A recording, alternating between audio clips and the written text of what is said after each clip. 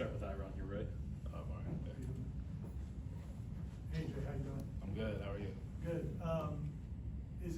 Was it an attraction to Florida State to know what your dad had done here and his legacy here, or was it something that concerned you at all? You know, just sometimes guys don't want to be in the shadow of their famous father. I feel like for me it was like I always loved Florida State. You know, I grew up around it, so obviously I was every game when I was little. So you know, it's kind of been like a dream. You know, come play here. So in my opinion, why not continue that legacy that he had here? You know, obviously he was a great player, and you know now it's my time to fill out my path. You know, if that makes sense. Yeah. Brendan, on your left. Can you walk us through when you found out you had the opportunity to play here? You know, how that was presented to you, which coaches told you, just what that meant to you when you found out where you were, I guess. Can you So when you found out that you were offered to play here, I guess, yeah, when did that occur? So it was on Christmas Day. Coach Norvell called me and he's told me that he wanted me to play for him, and I was like, of course, this is always where I wanted to be, you know, and just having the opportunity, you know, I was forever grateful for it. You know, now that I'm here, you know, it's just a blessing. Go back to Ira. So, yeah. I think seen some people mention that you put on some size maybe later in your high school career. And kind of where are you at now? Where were you? And do you think that's been beneficial in terms of getting this opportunity? I put on at the end of my senior year. I was about 170, and then I graduated high school. I finished all my high school classes, but I didn't enroll anywhere. So I just kind of went with my dad and trained throughout probably April, and I got to 183, and then ever since I've been here I got to 188. So I put on some size, and I feel the most important part about putting on size is being able to move. Because if I can't move with that size, there's no point in putting it on. So just being able to move with it has been my biggest thing, and I feel pretty comfortable with it. So just gaining it naturally and make sure I feel good with the weight is probably what's more important to me. And I trust our nutrition staff, Miss Jana, with everything. So I know they're putting the weight right. So just trusting them and then seeing how I feel. Peter here in the second row. So Antonio, So is there going into the 3-3-5 scheme? Is there a position that you see yourself playing? Are you going to focus on playing corner, or are you going to look at other position in secondary? I feel I could play anywhere in our secondary. I feel that's the case for all of our guys in the room.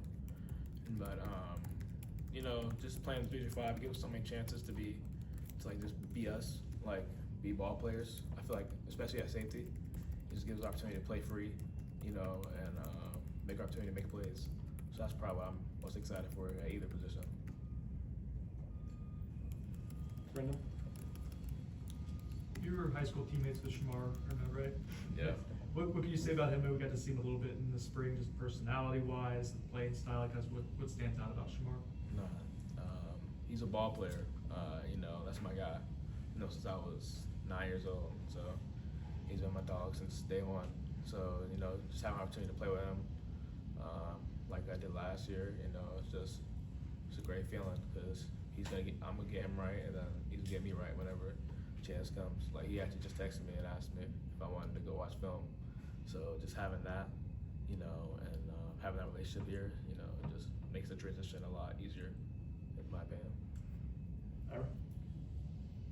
I was actually going to ask you about him too. And he when we talked to him, I think it was after you signed, he was kind of hyping you up. Yeah. Not many high school teams have one guy that goes to Florida State, but have two in the same secondary. What was that like? And just, I think it's a really good team, but what was that like playing with another guy? And some of the guys you had in that defense. That defense was definitely special. You know, just being in that secondary with a bunch of those guys, and to me, the biggest part was nobody had an ego. Nobody thought they were bigger than the other. You know, we all just came together and got to work. And you know, I feel that's the biggest part with me and Duty. We get to work, you know, make plays on the field. So that's just how it went. Aslan? Obviously, you were waiting for this offer for such a long time, and for it to finally kind of come real for you. I mean, can you kind of talk about your mindset right now? Is it a sense of relief, or is it you want to prove to everybody that you do belong and that you're capable of being an impact player here at some point? Nah, no relief. I came here for a reason. You know, I came here to make plays on the field. You know what I mean? And so, you know, whenever I get my opportunity, you know, I'm gonna make the plays that I can. So, you know, right now, just put my head down, work, learn from the older guys. You know, learn the defense, learn the college speed of the game, and so I feel like I've been adjusting pretty well to that. And so, you know, just whenever my time comes, I start making plays. And you know, but for right now, just put my head down and working. That's pretty much. Ira? Not only, you know, was your dad a great player, but he also has done plenty of coaching. And, Yep. what is he like as a dad in terms of, is he, every time you play, is he breaking down your film? Is he giving you advice? Or is he letting you do your own thing? How's he handle it? He kind of just lets me go, kind of. That's kind of like how me and my siblings, like how he's kind of approached us. He kind of just lets us go. He's not like shadowing like our every move. Like when I was out there, you know, I wasn't just with him training. So I feel like he like does a good job of like being like coach and then like dad, like if that makes sense. And like I love him to death, you know, and he's always like giving me pointers, giving me like stuff like I can do better when he like gets a chance to, and you know, just like get me better as a player, you know. And then yeah, I don't know. Do two more, Aslan? What's sort of like the competitive level, the competitive energy been at these player-run practices, and or can you maybe talk about some of the receivers or DBs you're seeing out there making plays that are impressive? Yeah, definitely. My boy Javen Boggs, he's been making plays on offense, you know, and you know my dog Jeremiah, they're always out there making plays. We're always competing. We compete every day. It's kind of fun going out there. People, all the guys, you know, Deuce, my dog Eli, Luane, you know, just all them guys on offense. You know, it just makes us better as a secondary.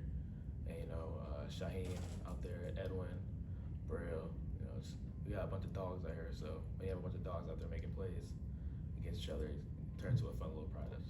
So. Peter?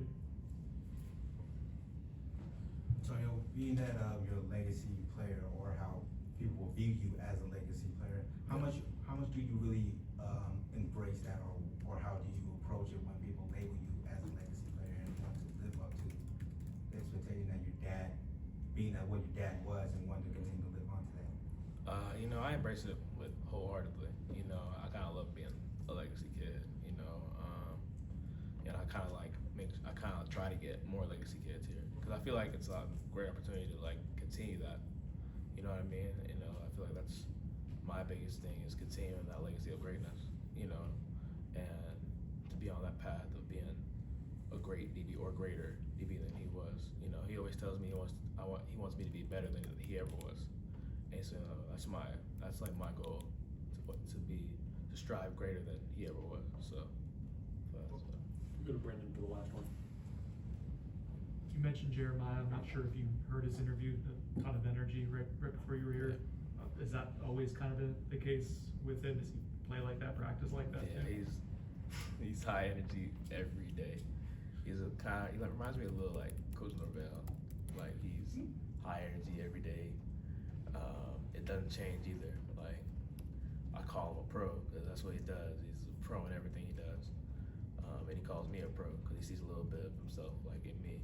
So, you know, just having that relationship with him, having that older guy to like look up to, and, you know, having that energy every day with him, you know, just makes both of us better. Perfect. Thanks. Thank you all. AJ, thank you.